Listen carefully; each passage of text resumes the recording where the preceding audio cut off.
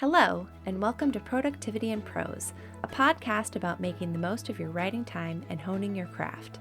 Whether you're a seasoned author or a new writer, this podcast offers helpful tips to maximize your writing time, increase your writing productivity, and tackle the sometimes tough aspects of the writer life.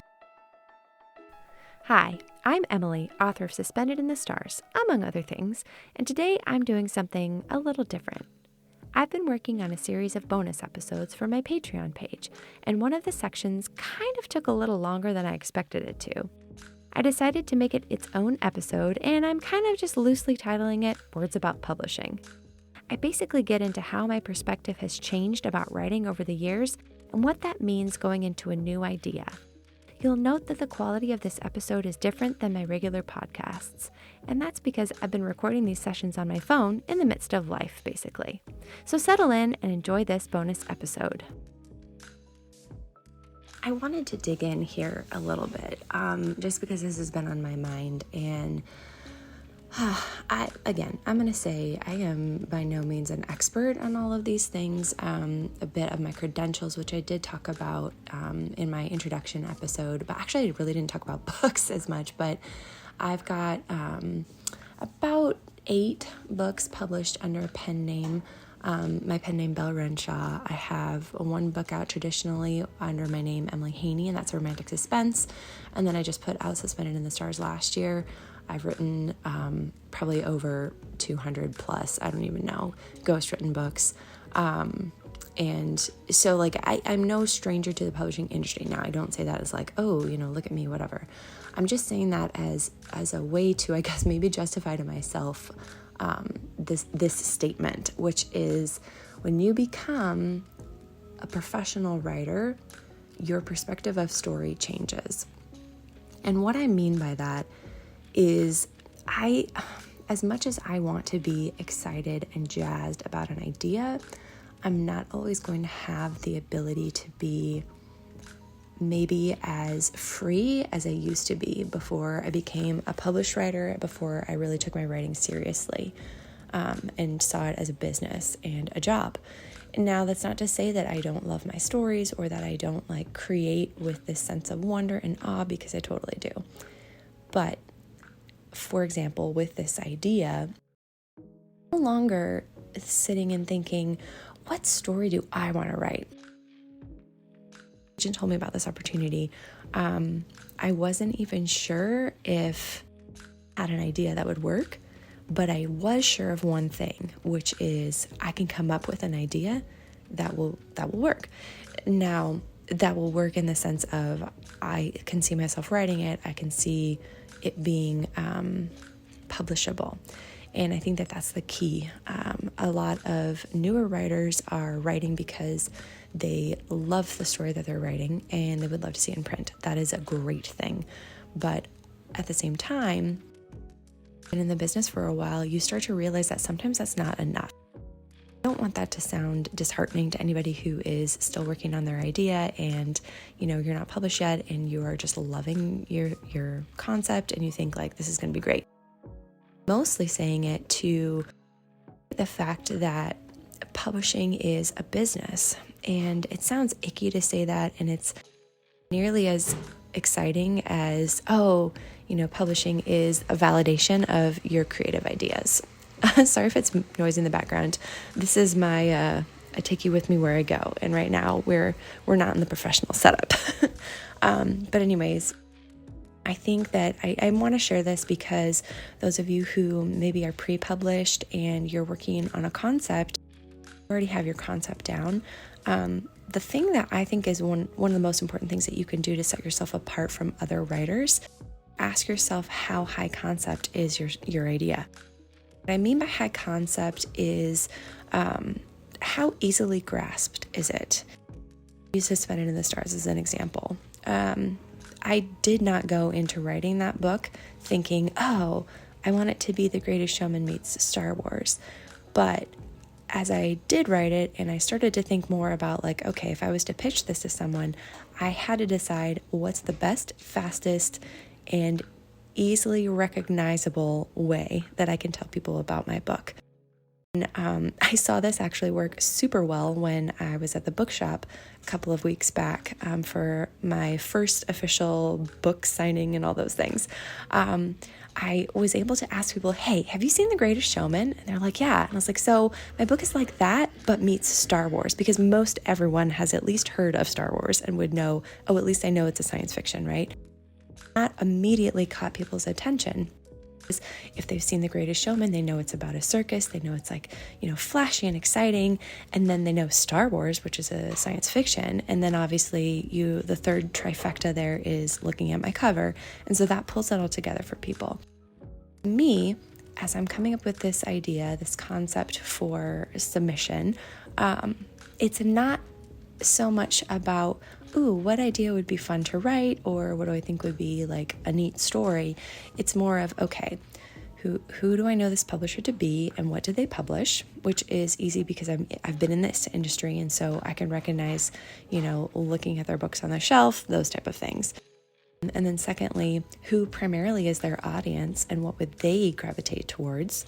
And then thirdly, who's my audience? What will they gravitate towards? And then fourthly, what's a high concept throw out people will understand immediately, or at least get them closer to what my book will be about. Honestly, I started doing this before I really had much more than the very kernel of the idea. It's like, it's like this meets this, kind of, but with this, and I'm still trying to find those perfect comp titles. That, to me, is such a different approach than maybe if you talked to me even just 5 years ago, and you would have asked, Emily, if you were given this opportunity to submit a proposal to XYZ publisher, what would you do? And I would just be like, okay, well, what's the coolest story idea I could come up with? And sometimes that works.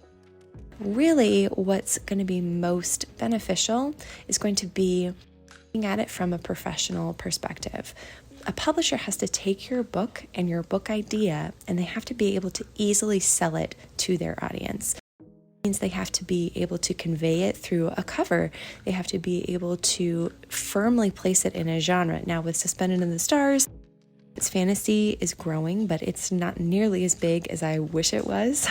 So it's hard to say, it's a science fantasy, because people are like, wait, science fiction? Or there's science in it and there's fantasy? What is that? Being able to kind of firmly place this book in a category, I would say I'm on the edge of that. I don't tend to write in categories sometimes, unless I guess you'd say it's this is romantic suspense or whatever. That part is a little harder, but they have to be able, especially as a large business, to put your book on the shelf next to other books that look similar to it, draw the same amount or same type of reader. Is hugely crucial, and that's because it's about marketing, right? So start off as creatives, where we absolutely love creating our ideas. That end product is so far from there. The essence is still there, of course, and your heart is still on the page, but it's no longer just, this is a story I wrote because I enjoyed it. It's, this is a story I'm sharing with people, and I want them to be able to understand it, able to be the right reader for it, to be able to enjoy it because it's what they expected to read. How many of you guys have picked up books, you read the black cover copy, or you like the cover, and then you read the book and it just is a failure and a disappointment to you? It didn't deliver on what everything was pointing you towards. Maybe it had a creepy cover and the back made it sound really thrilling, and then the book is just slow and nothing thrilling happens until the last few pages. It's a mismatch, right? So I have to do my work as the author ahead of time in thinking what will make me most attractive to this publisher with my concept laid out for them. I want to be able to show them, I know my industry. I know that my book would sell because it will be like these other books, but it's different enough to not be the same. And it's going to, obviously they have a part in this too, because they hire to do the design. Has to also, I can speak to this as a cover designer, that has to deliver on what the story is giving you. I can think about a recent design I just did, and it's a challenge because the story is really kind of a mashup of genres, and which is so fun, and the story is so good, but to to convey that on a cover is very challenging because you want to draw the right readers to you. Oh, there's the baby kitty. There's Pages. You want to draw the right readers to you, but at the same time, so want it to be attractive and creative and interesting. I'm going to get off my soapbox here, but I think this can be helpful because it's not that I think that anyone goes into publishing being naive, or at least let's put it this way, no one starts to step into publishing being naive. I know that I was to an extent. I didn't know what I was stepping into, and I didn't know how to see my writing as more than just my creative art. I had to see it as my creative art that needs to be saleable as well, which is really a challenge. So there you have it, some thoughts on publishing. Remember, these are just ways in which I've had to change, shift, and grow as a writer through the years. I'm not necessarily suggesting that you only look to the saleability of your ideas, but I do suggest having solid concepts to relate your book, or even just ideas, to others when considering your current works in progress. And at the same time, nothing can replace having a heart for the book you're working on, which is why I do think that needs to come first. I hope you enjoyed this bonus episode. If you'd like to catch the rest of this series of real-time thoughts as I prepare a new book proposal, be sure to join my Patreon page in support of this podcast. I release bonus episodes monthly, sometimes more often, and I've also started a new serial with the working title Dragons in Space. Visit my Patreon page to learn more.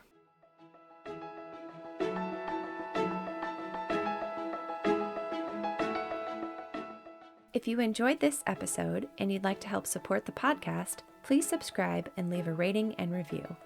If you're looking for more writing inspiration, community, craft tips, and behind-the-scenes content, consider joining the EAH Coalition on Patreon with various levels of free and paid support. You can also connect with me on Instagram at CreateExploreRead and find out more about me, my books, and my design business on my website, eahcreative.com. Productivity in Prose is an EAH Creative production.